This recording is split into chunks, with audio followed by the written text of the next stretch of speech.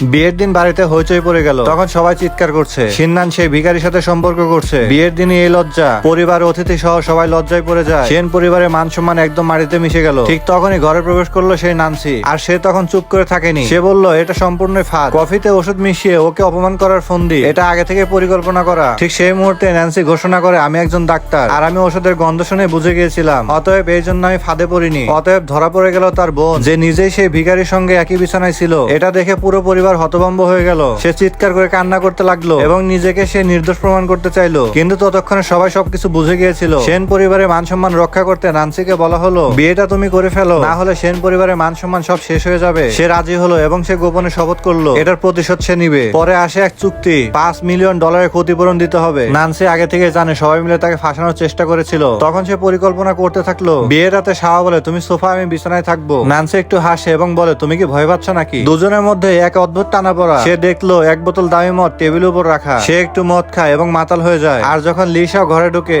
আর তখন নান্সি তাকে বলে, তুমি এত সুন্দর, তুমি কে? লিসাও তখন চুপচাপ তাকিয়ে থাকে, তার চোখে কিছু আছে।